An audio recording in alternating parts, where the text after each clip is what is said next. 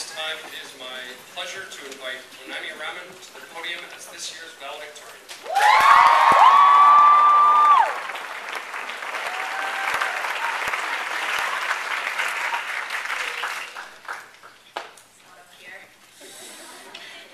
Ladies and gentlemen, friends, family, esteemed faculty and administration, and most importantly, the graduating class of 2010.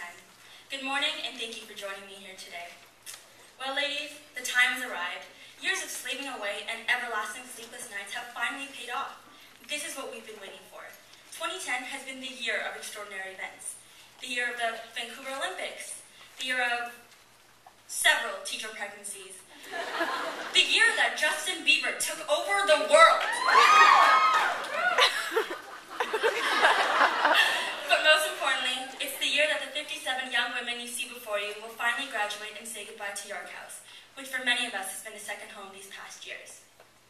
Soon enough, we're going to be forced to go out into the real world. What do those words even mean? That nothing has really mattered until today? Sure, we've sort of been living La Vida Loca. Almost everything has been provided to us by our parents. And I hope this will continue for the next 4 years. But I think that our class has already experienced some of the tougher things in the real world. Should we take a moment to reflect? I'm sure you girls can all remember our little incident on the way back from Mammoth Park in grade 9. A short while after our Greyhound bus departed from the campsite, it broke down on the highway for 5.5 hours. Those were perhaps the longest, darkest, and most excruciating hours of my life. While stranded on the bus, we were subjected to brutal conditions. Little food and water, uncomfortably hard cushioned seats, a tiny bathroom shared between 57 moody teenagers, and minuscule, unevenly placed TV screens where we were forced to watch Dirty Dancing. From this experience, we learned the hard way that sometimes when you get stuck in situations that you don't like, you have to learn to adjust to your environment and find ways to stay positive. We've also all experienced love and heartbreak. And this time, it was the same man, or should I say vampire, who stole all of our hearts. Late folks, I'm ashamed to say it, but we're the grade in which almost everyone has read Twilight and mooned over Edward Cullen.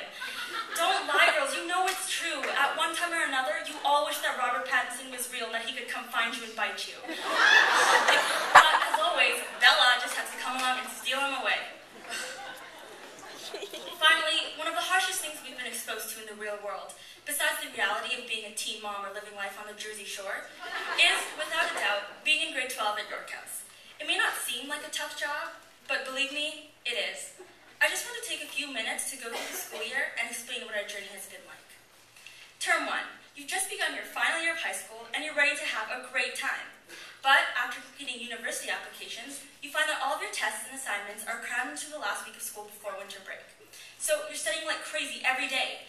To stay energized, you start drinking coffee. Just a cup or two at first. Not an overdose. Yet. Term 2, the new year's here, you've just been someplace tropical, and you're looking mighty fine with a new tan. With the upcoming Olympics, school gets super hectic. And next thing you know, you've got a million essays to write and a ton more tests. Plus, you're just sick of writing DPQs and AP Euro.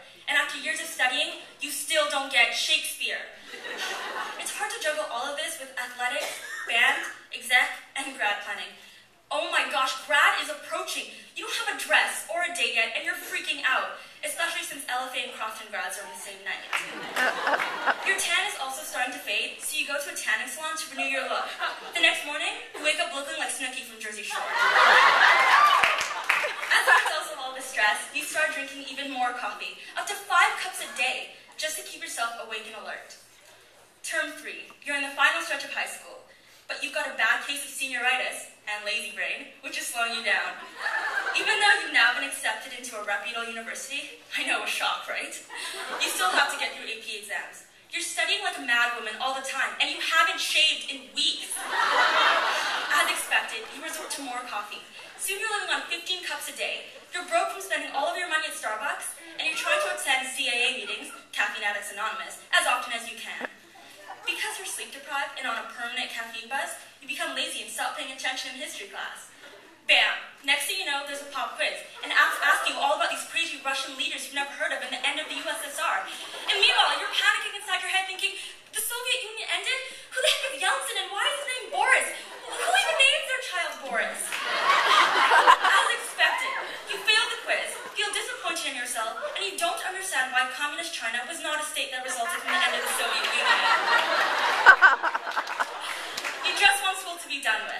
Soon it's grad, and a minute later it's the graduation ceremony.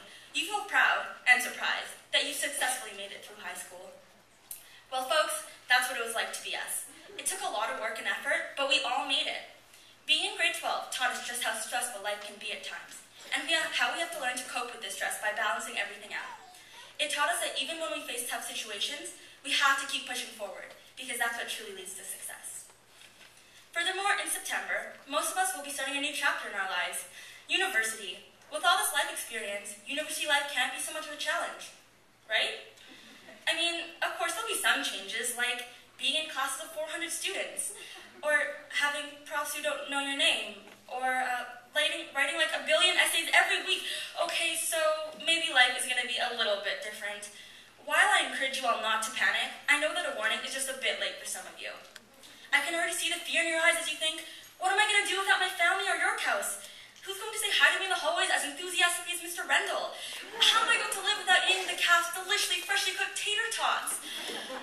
And, of course, the number one thought on your minds, oh my gosh, I'm going to get fat from the freshman 15. Ladies, stay calm and carry on. You may think you're not ready for the future, but I'm pretty confident that the future is ready for you. We've all had encounters in the real world, and from them, we've learned the essentials on how to be independent and survive. Of course, it's no doubt that you're going to face some hurdles, but as hard as the future may seem, and as tough the times will be, remember that, in the words of Daddy Goose, or as most people know him, Mr. Bester, you've got to find your inner tough cookie. You can get through it, for our grade is like no other. When I look over at these girls, I see a lot of things. Talent, passion, a drive for success, and love. You know what they say, true love is like a pair of socks. You gotta have two, or in our case 57, and they've got to match. Speaking of socks, I'd like to make a short announcement to the grads. Ladies, I think you know what this is about. This pair of socks has been sitting in the grad lounge since last fall, the year 2009. So if they belong to you, I strongly urge you to come forward and collect them. I'll have them until the end of the week, after which time they'll be burned to kill what is surely dead bacteria growing in them. Graduates, you don't have to be afraid of what's out there, because even if you can't see it yet, our experiences at York House have helped shape us from little girls into independent young women. Of course, none of this would have ever been possible without the help of some very special people. Dear teachers, where to begin? I think that if I start to talk about what you have done for our grade, I won't be able to stop. Well, here it goes anyway. Congratulations for surviving the 6 hardest, most toiling years of your life. I know that this grade has been particularly difficult to handle. We're loud, chatty, moody, and impatient, especially when you don't mark our tests on time.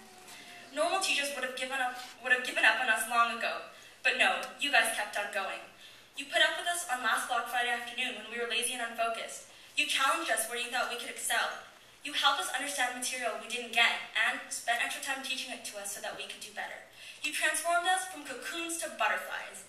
And I know that next year when we're not around, you're going to miss us dearly. Don't lie, you know it's true. Mr. Abt, you know you're going to miss yelling at us for gossiping outside your door in the corner. And Miss Brandt, oh, I'm sorry, I forgot, she's at a meeting right now. To Miss Reddy and Miss Harvey, your dedication to us is amazing, and we thank you for being our guiding lights. And so, on behalf of the grads of 2010, I would like to thank the entire remarkable staff and administration at York House for their guidance and friendship, and for believing in us when we didn't believe in ourselves. To our beloved families, thank you for your endless supply of love and support. We are so grateful for everything you've done for us over the years.